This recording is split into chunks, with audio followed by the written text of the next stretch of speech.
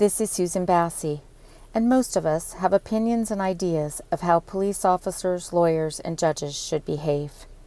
And the First Amendment doesn't just protect the right of journalists and members of the free press to provide information to the public, it also protects the public's right to receive information. Whether it be information about their local government, information about how police officers behave in public and how they do their job, or how lawyers behave, whether they're in the courtroom or on a public sidewalk.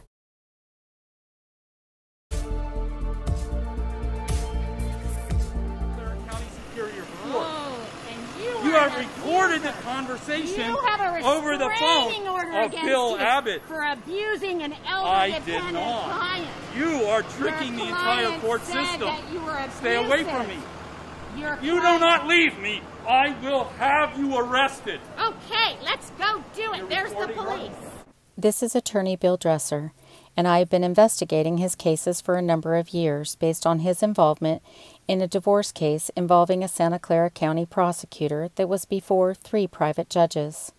Mr. Dresser's personal divorce case was before a private judge as well, and all of those cases were secreted from the public, meaning their dockets weren't posted in the courthouse as the law provides.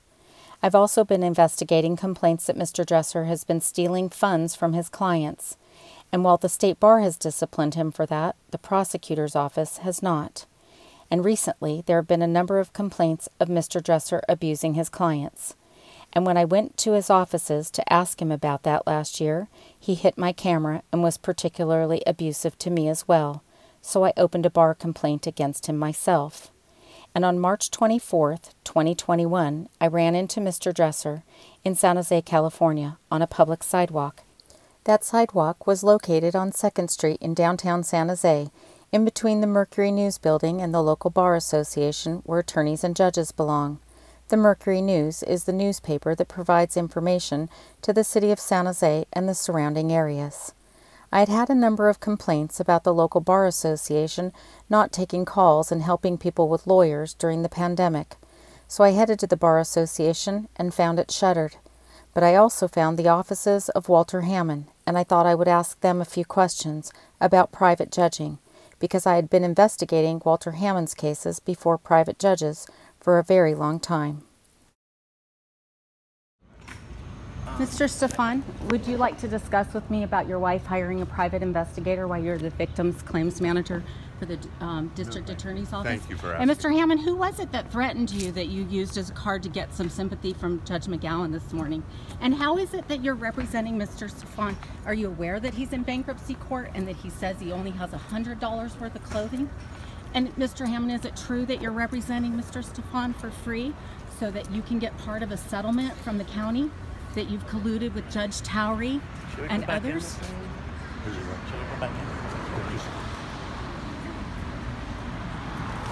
Do you have a comment, Mr. Stefan? Mr. Stefan, you cheated taxpayers by having an affair with Netta Redmond. Were you having an affair with a subordinate while you were the claims manager for the district attorney's office? Mr. Hammon, are you having your client jaywalk in violation of the law? Mr. Hammon, are you encouraging your client to jaywalk? Hi. You can talk to me through the window if you want. I'm looking, is this Walter Hammon or Corey Hammon's offices? Okay, I'm looking for Walter Hammon. Can you let him know Susan Bassi's here and I'd like to talk to him about some of his... Talk to him, man. He's sheltering in place at home. You're not allowed in this office, period. No one's allowed in this office? Sure. Oh, I'm not allowed in the office. Okay. Just want to make sure I got that really clear. Don't take a picture, just, you need to leave. I need to leave? Yeah. I'm looking for Walter Hammon. Yeah, you have no right to talk to him. I know what you've done. You know what I've done? What have I done? Yeah, and I want you to go with Susan Bassi is here. She wants to come to this office and lock the door. That's fine. Lock the door. I don't care. I just wanted to talk to Walter Hammon. Yeah, he's not present though. He's on the phone and he's sheltering in place at home. He's not in this office. Would he like to have my cell phone number and he could talk to me? My boss is phoning the police. Okay.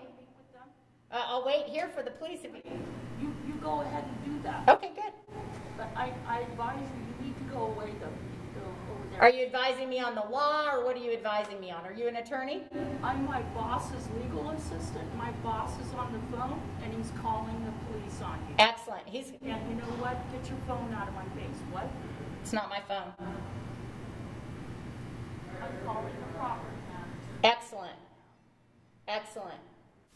Walter Hammon is an attorney who represents people during divorce or probate cases. He is regularly appointed by judges to represent children, and he also charges between $300 and $500 an hour.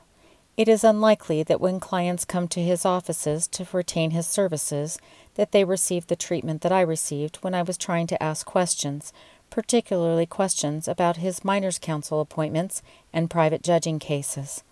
I also had been informed that Walter Hammon had previously stolen client funds and was disciplined by the state bar, but when I did a public records request, they said no such records existed related to such conduct. You don't want to talk about private judging? Okay. You know me? I know all about you. You know all about me. Great. This is private attorney Hector Marino, and he is currently the subject of a federal lawsuit that alleges that he colluded with his son, who worked for the Santa Clara County District Attorney's Office, his sister, who is a private attorney, and other government and private attorneys in order to convert the equity of a family home to attorney's fees during a divorce case. Mr. Marino is aware that I've been investigating his private judge cases. He also knew that while he was representing Violet Brooks, that the private judge in his case, Nat Hales, didn't take his oath and didn't make his disclosures of conflicts that he had with the opposing party and the opposing attorney. Is there a reason why you didn't contact me back when I told you that Nat Hales had never complied with his oath or posted the Brooks case or any others that he was presiding over in private judging under California CCP 638 and 639? I just make a point of not talking to somebody who has been diagnosed as being mentally unstable. Did you just I say? think that's you. Did you say I've been diagnosed as being mentally unstable? That's what I've heard. Okay, well, who'd you hear that from, Hector Marino? I'm done talking to you. You know all about me. Great. You buddies with Margie Russo? This is paralegal Margie Russo. She worked for an attorney, Richard Roja, for a period of time when they were telling members of the public that he was closing down his law practice due to health concerns, when in fact Mr. Roja was getting involved in private judging himself, and his cases were the most secretive of all. And while he was involved in private judging, his paralegal was moonlighting as a bookkeeper for a number of clients that were providing a steady stream of income to the private judges in the county. And when I obtained documentary evidence that showed Miss Russo was likely involved in tax evasion and money laundering for this private judge scheme, she of course told the sheriffs that she needed an escort when she knew I would be asking her questions and recording her on a public sidewalk, because it is the pattern and practice of those we are investigating related to private judging to claim that we are either crazy, disgruntled, or incorrect when we present them with the facts related to their involvement in this scam.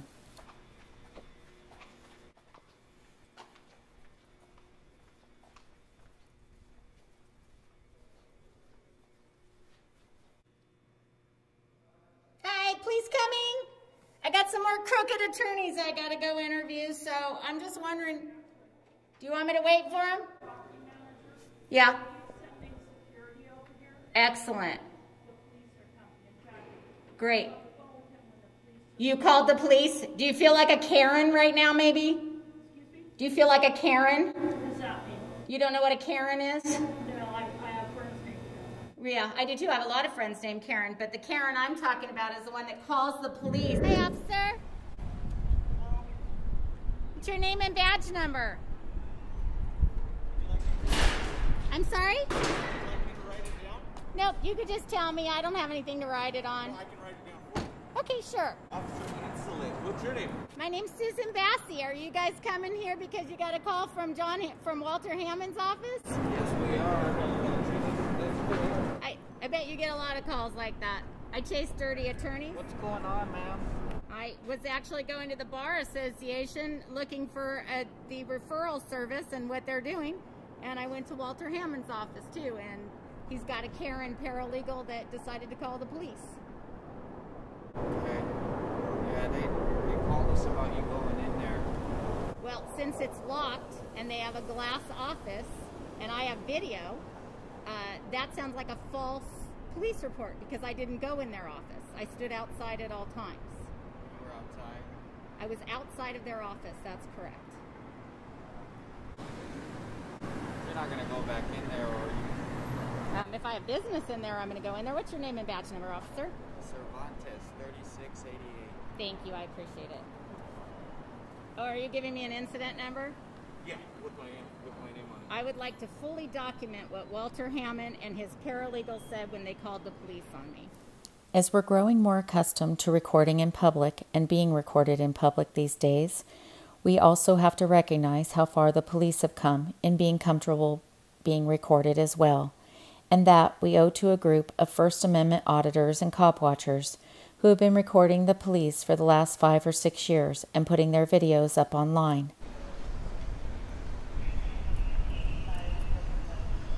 It was the work of the First Amendment auditing community and cop watchers that gave me the courage in the summer of 2020 to go and record the police in San Jose, California, following the death of George Floyd. And I knew that the police knew I was recording them, and I had a right to do so as part of doing my job. And I knew that they may very well be recording me as well, because how we all do our job is a matter of public importance. And I owe it all to the First Amendment auditing community, knowing that I would have the courage to do it without being arrested, assaulted, or even ridiculed by the police for doing my job, because all the First Amendment auditors that were arrested, called sovereign citizens, and ridiculed by the police, you've all made a difference. You've made us all able to do our jobs better, whether we're recording the police or we're recording attorneys and how they behave when they're not inside the courtroom with a judge who can let them off the hook for how they behave. Hey, Bill Dresser, how are you? This is Bill Dresser. I'm Susan Bassi. I was here to talk about... Do not harass me. Don't harass me. Do not harass me. Do not harass me. Do not harass me. Touch my... Unlike police officers, attorneys haven't grown accustomed to being recorded in public these days. Mr. Dresser probably didn't realize that his entire statement was being captured on the body cams of the police officers, and that statement can be compared to all the security cams in the surrounding area, including those at the Mercury News and the local bar association. And Mr. Dresser is about to find out what it means when you try to edit the truth in a court pleading or in a transcript where there are no cameras watching. And this should be a lesson to everybody. You should always record the police, and you should always record attorneys who are behaving badly, especially when it's in public. Hi. Okay? Yep, everything's great. Thank you. Just recording people for no obvious reason around here. Appreciate it. Thank you. So I have more information So if you want it. I can just fill so it that in. I have what you want in the report is that today you're reporting to me, Bill Dresser physically assaulted you. He came up to you. He started the problem. He was in your face, pushed you.